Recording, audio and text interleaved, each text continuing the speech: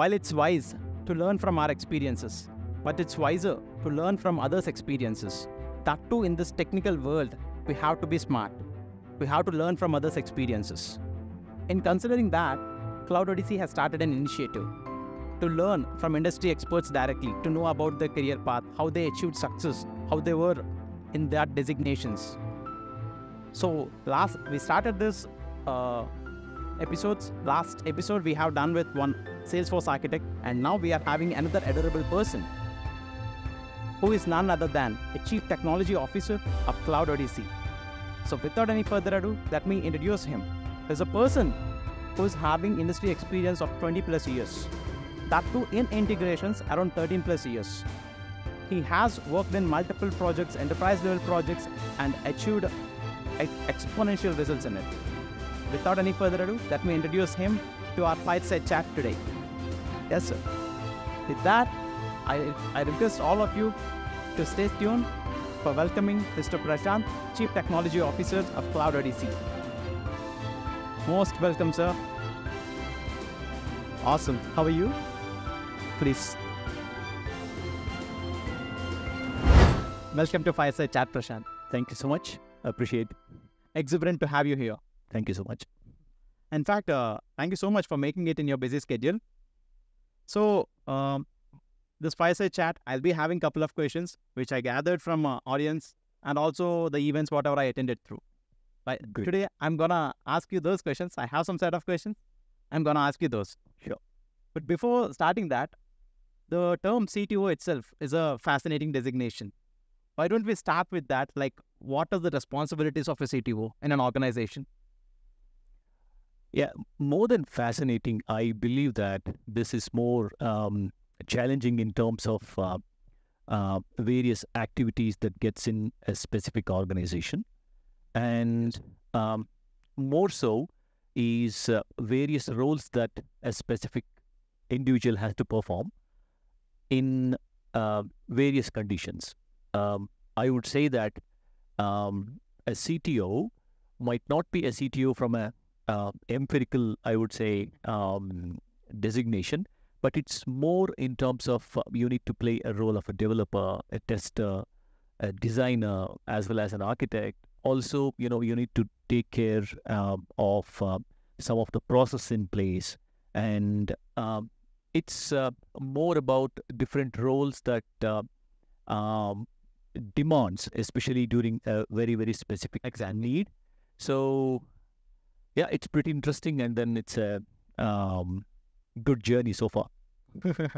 Awesome. In fact, the designation, whenever the designation is increasing, no, the work itself increases more, right? Yeah, true. Awesome, sir. So, as we knew as well, like you are a MuleSoft architect by profession. You've been in this MuleSoft industry, that too in integrations more than a decade. So, in fact, in the market itself, we're having a question. It's like, as the integration is becoming so complex, that too at the enterprise levels. So, how come does this MuleSoft address this one? There are two aspects to it. That is, you need to look at integration as a conversation between two different systems or an application or a user, and then the technology that supports actually. So if you look at the way MuleSoft works, MuleSoft addresses the integration. There is a conversation that gets established between the systems and then the applications. It's just not a communication that is happening.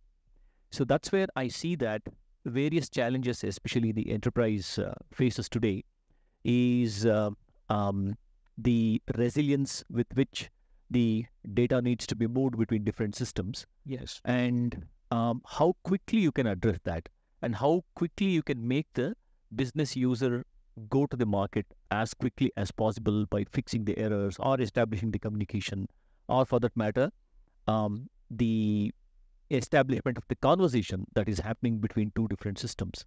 So when I say conversation, I am trying to quote here that the request and response cycle that happens between in any of the integration, MuleSoft handles it so well that there are many options to address in a specific way that the user wants. So that's where I believe that my experience with the enterprise integration in the MuleSoft or using the MuleSoft has been more towards addressing the problem of the business, problem of the resilience, and also giving the feedback to the operations and the systems as quickly as possible in multiple protocols that an enterprise goes through.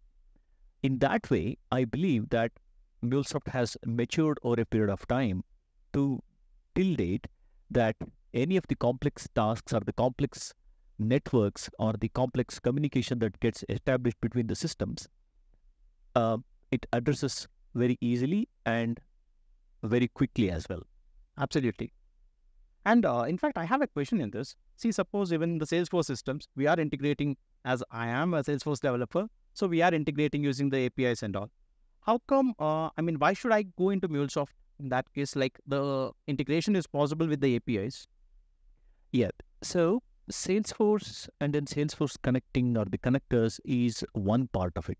But if you look at an enterprise, enterprise has multiple or heterogeneous systems. It may be a legacy systems like an IBM, or it can be a Pascal-based system or a Delphi-based system, or typically an in-house application which has been developed using the .NET technologies. And for that matter, many of the technologies, it can be a Python or a Ruby or whatever. So there are so many systems which are in place, and then they all communicate with the different protocols.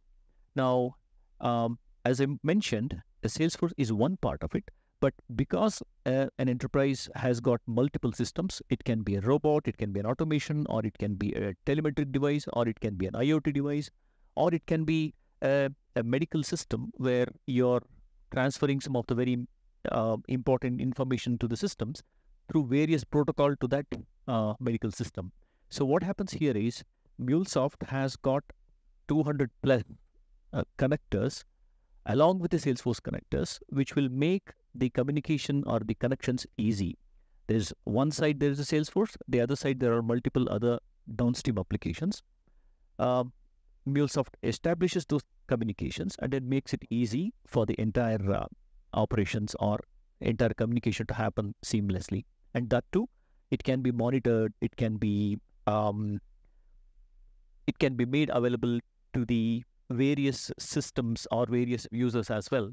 So Salesforce is a part of it, and that's one of the beauty of this, where all of them, all the communication that is happening here can be tailored made and then given or published to the various Salesforce clouds and then many other Salesforce systems, for that matter, any other systems. Okay. In fact, there is a conception like when Salesforce acquired this MuleSoft, so people were thinking it is only for the Salesforce applications.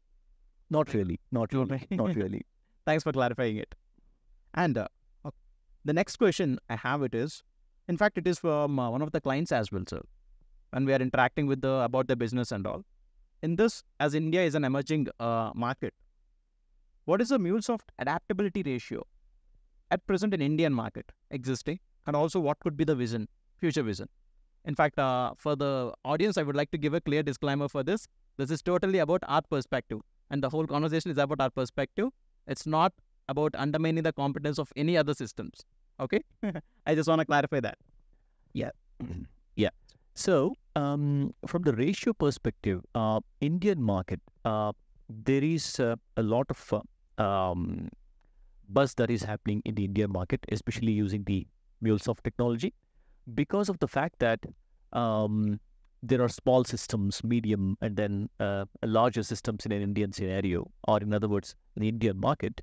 MuleSoft is establishing, and I have seen that a lot of financial institutions, as well as the mid-sized manufacturing units and the construction industries have embraced MuleSoft. I see that there is a lot of potential, especially in a country like India. There are numerous industries which needs this integration, and I see so much of potential, and it's huge. If you look at the other markets, in my experience, I have seen that most of the European as well as US market and in the Southeast Asia and in APAC, a lot of companies especially the manufacturing and the banking and financials, as well as hospitality and travel industry, as well as many small industries have embraced it. The same is going to repeat in Indian market as well. Awesome. Looking forward for it, actually.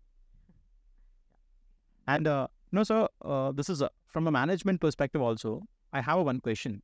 It's like, how does a management evaluate value of an organization? Is it something like a technology what we are using? Is it like a business outcome, or is it an employee strength? To put it in a nutshell, all of them actually. An organization has to look at the value of the developer, value of the customer, value of the practices that gets in, because that's the practice is the one which determines in any of the company how well you weave the systems. So in my opinion, all of them matters, but then they all come under a specific stages of the sequence. Different segments of the... Yeah. It's like, there's a practice overall at a very global level, Yes. at the mid level, as well as at the low level. And also all of them are sequenced in a very specific way, which means that they won't operate everyone together, but then it's a mix and match of and then orchestration of those things that determine the strength of an organization. How well you produce an output using all these practices in place, and every one of them, all the points that you've asked, plays a very, very important role. Yeah. Whether it could be a technology, business outcome, employees. Absolutely. Employees, technology, business, practices, and the values that you bring in, the processes that you follow. I mentioned about the conversations, how do you define the conversations? What happens is, I can easily say in English that the conversation is something that everybody understands, but then how will you make that system understand the conversation? You need to establish a contract between two different systems, different applications, different users. A lot of challenges, but there is a unified platform. I would always recommend, as well as I would always appreciate the values and then the incredibly easy things that MuleSoft brings in for a developer or a designer or a tester or that, for that matter, any of those stakeholders who are involved in the integration. There is one platform where you can think of where you're starting something and then you can see the end results, and then you can end it in a very logical way and then more practical way, pragmatic way. Absolutely. Awesome, sir. In fact, you are having your unique style of answering, sir. I mean, the point I'm breaking in, you're taking it to the next level and then bringing back to the point. I really enjoy that. And in fact, even I attended a Dreamin conference and spoken with a couple of people as well. I met Salesforce and also the MuleSoft people. Just there was a discussion at the lunchtime we had. Like people were thinking, at present, the Salesforce market is huge. Like people, most of the ESMB customers and others as well emerging into, they're transitioning to Salesforce. Mm-hmm. And at the same time, the point is like when they're pitching in MuleSoft as well, along with that, the people were thinking, I mean, it's a discussion happened. You have to correct me in this. Out of 10 Salesforce licenses, one MuleSoft will be fine. I mean, license in the sense the requirement. You require 10 developers in the Salesforce ecosystem to MuleSoft for what are the integrations they can require. Is this ratio is correct? What are the discussion happen? Well, I would say that, the licensing and other things are a different topic or a different, I would say, context altogether in the MuleSoft. But then what MuleSoft does is, with a minimal and a basic licenses, you can have a larger integrations, and then for a mid-sized company and a semi-mid-sized company, a license of a MuleSoft can solve a lot of integration issues, a lot of integration challenges. I would say that the communication happening between different systems, because you have a MuleSoft ecosystem and combined with a support from the Salesforce, it's a very right combination. And then I always see that the marrying of this Salesforce Cloud as well as with the MuleSoft technology, with the RPA as well as some of the semi-composers that we have, creates a very big impact in an integration world. I have seen this, and then very recently we were involved in one of the webinars, and then also because of the fact that in the automation industry we have seen being this automation implemented in the construction industry. Nice. It's tremendous. I see that this combination of these technologies, the cloud as well as the Sales Cloud, and then the MuleSoft with the automation in place, it has played a very important role where I see a large difference, and I can see the edge in this construction company where they went to the next level. Awesome.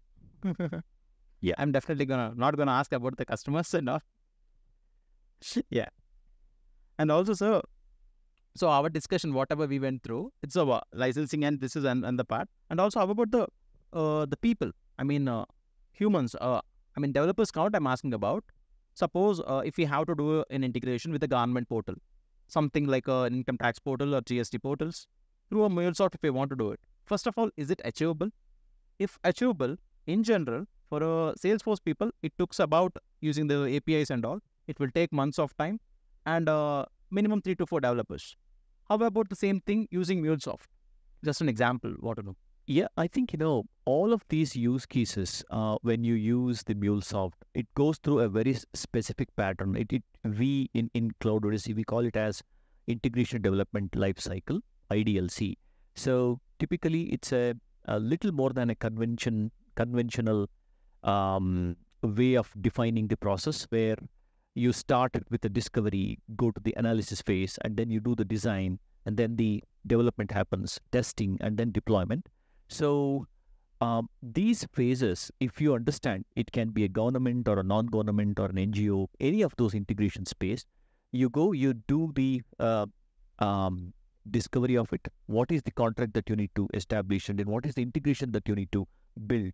So using the right kind of activities, I have seen that any of the medium to complex integrations have happened within 30 days.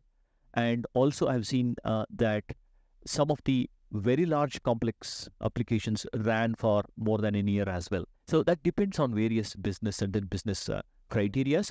But because of the fact that there are so many assets that are already built, and then these assets will accelerate your development, and then that's when all of them compound together to help the business go to market very, very fast, actually. Awesome. And in fact, it's subjective to the other system, right? Exactly. So it depends on what kind of a data is being integrated, what systems are being integrated, and with whom the integration are happening. Is it to the, there are multiple options. Is it happening between the cloud and the on-premises, cloud to cloud, or on-premises to on-premises, or something, beyond the on-premises, as well as a hybrid kind of a model where both things are involved. Yes. Got it. And then the complexity of the business as well. Absolutely. So, thank you. And actually, next question. This question I received from a pre-sales consultant whom I met recently, a week back. They were thinking, what is the role of a pre-sales consultant in a MuleSoft? Suppose if they want to pitch in MuleSoft, what is the product knowledge they should have? Very important. See, pre-sales plays a very important role in any of the products, to be honest. So does in this MuleSoft as well.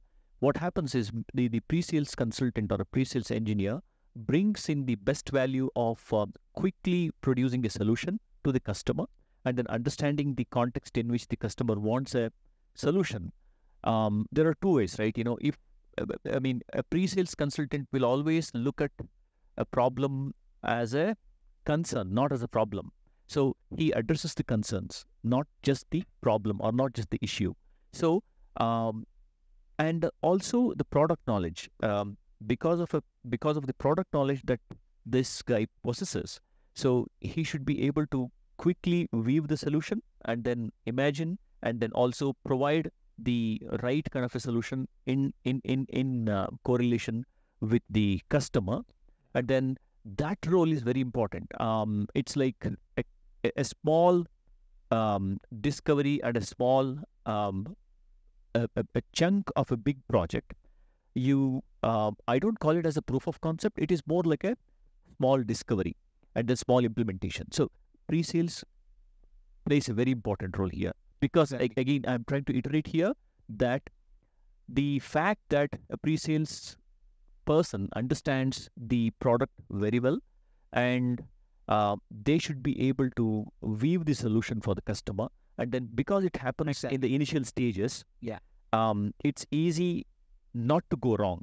So that's where to basic impact analysis he has to do. Yeah. Also, this is where I would say that not to go wrong is the right word in my way, because you know what should not be done. That's the best thing that can happen if somebody knows what not to do, and that's what a pre-sales guy does it. Two things he does: he understands what not to do and then what has to be done, and he also proposes the right kind of a solution to the customer. Exactly. By the time he will be having this option as well. If you are going in this way, what may be the implications involved in it? Exactly. That's very important in this industry, because it's an integration. You are integrating so many systems. Absolutely. Yeah. So are there any platforms to learn more about this? The products? Yeah, there are, especially if you go to the Trailblazer, and also MuleSoft has got a huge number of documentations. And then there are multiple certifications, MCD1, in other words, for an architect, there's a different solution and the examination or the certification. For a platform architect, there's a different certification. All of them will prepare a person to understand the entire ecosystem and the tool very best, actually. Correct. Yeah. Thank you so much. The pre-sales consultant whom we had a discussion, right? I hope it answered your question. Thank you. So, in fact, what are the questions we gone through? It's about, I don't want to restrict this Fireside chat only to the technology. Along with this, when going through your profile, I came to know you love carpentry. Yeah. I feel so as inspiring as well. How come this? What is it about the carpentry? Why you are so passionate about it? Well, I'm not sure. It really intrigues me. Carpentry and then woodwork will always, it has always inspired me in many ways, actually. So I always wanted to associate myself when I'm not doing something, and I always go with this carpentry. And maybe one of the reasons is, you figure out how different shapes are connected, and then how you bring a new creation, and then it at times it's really a good stress busters as well. So I think maybe that's one of the reasons why I started liking. Maybe I think because again, wood is so close to the nature, and then also the fact that the creation is unlimited over there. Correct. Yeah. I believe you built your house with your own carpentry. I did actually. Yeah. Nice to know. Yeah. So next question. Actually, would like to know more information to the youngsters who are coming into the industry, and absolutely to the engineers, because in most of the events what I attended these days, students are also mostly impacted. They were interested into this thing. So for them, if you want to give a message, how to come into this MuleSoft, and what are the things they need to consider it, what it could be? Well, I think, integration is a very interesting space, actually. If I can talk about integration, imagine you're building a house, and then there is an electrical circuit that you really wanted to put it in a house. And then there is so much of wires, so much of connectors, so much of, the devices that you need to place together. You do a small engineering over there. So that's exactly what happens in an integration as well. So it's a different aptitude. With the advancement of so many technologies, especially the introduction of the AI, and then the generative applications and many other things, it has created so much of I would say demand. People are when you want to solve the problem, uh, you have so much of new technologies available, and then you also need to know how to connect them. In other words, there is a if I can give you an analogy, um, no matter I have one of the wonderful radio, which is performing to the best and giving all the levels of sound, and then the very melodious, I would say, music is being kind of rendered. But if it is not being connected, it doesn't work. On its own, it cannot do things, right? Yeah. So you need to know what is that you need to connect. It's not only the electricity, but there are many other things that needs to get in there. So that's exactly where this integration space, I would always recommend the youngsters to get into this space where you need to really understand what happens in an integration. It's a very vast space. And then, believe me, integration space was, it was there from long ago, initial days as well. I mean, if I can think of, there were all file communication that used to happen. The form has changed. Now, there is so much of demand in that space that youngsters need to really, really understand. They need to have a very specific aptitude to understand how to make two different systems connect, or the applications getting, in other words, to weave those applications. So there is a huge demand. In other words, there is a huge aptitude that needs to be discovered, or probably youngsters should lean towards understanding. There is a huge traction. Yeah, very important. Without the integration, we would not have sent the rover to Mars at all. So no matter, the robot is very important, but how do you connect? Somebody sitting here, miles and miles and miles away in Mars, we are controlling certain things. How do you do it? So that totally different systems. Yeah, absolutely. And then the totally different systems, different synchronization, different protocols, and then different message transformations, as well as a different way of looking at the problems. There is always a time difference. So T1 and T2. T1 in Earth is not the same as T1 in Mars. So when do you intercept the messages? So how do you correlate that? There is so much that itself is a big world where I think youngsters, I think it should intrigue them. It will, I'm sure. Correct. If they want to learn, maybe sky is the limit for them. Yeah, the integration is one of the best space I can think of. Awesome. Thank you so much, sir. In fact, about this integrations, not only from the student industry, this is another question came from a person who is working in this is a mainframes, I guess. They were thinking to transition. They are good at integrations. They worked in other technology. So how about their lifestyle? Like, is it easy to transition to MuleSoft, to learn MuleSoft and come into it, even though they are having some integration background? It is actually. It needs a certain discipline and certain practice, and then certain orientation. So it's always important. Ultimately, what happens is, you're only playing with the data, the format, and then the technology. How do you process the specific data in a very specific format? So as long as you understand these nitty-gritties of how a system works, how do you feed the data?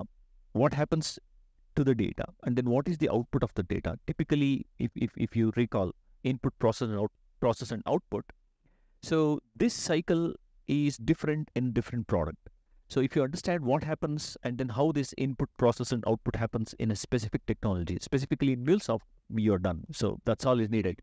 And always what happens is, you can always correlate your previous experiences as well to what is happening in this world, and then you can really see the differences. So I would say that as long as a person understands how a data transformation needs to be done, and how a 2 to 3 different or multiple applications and these systems communicate with each other with the right kind of an aptitude, I would say it's quite comfortable to get into the space. Awesome. Thank you, sir. In fact, you give a broader perspective about these people. These are some of the questions I received in the recent conversations and discussions, starting from the pre-sales, students, and the people career transition as well. I think people, now I got a broader perspective. People who are viewing it after this, they will also get it. Thank you so much for that. With this, I would like to give a small conclusion about this. In fact, the discussion went really well. A couple of the questions which I have, and I came to know more about you. In fact, you're interested about carpentry as well. Thanks. Thanks a lot. Thanks, Vasanth. I really appreciate it. Awesome, sir. Yeah. Thank you so much. Thank you so much. Yeah. Bye.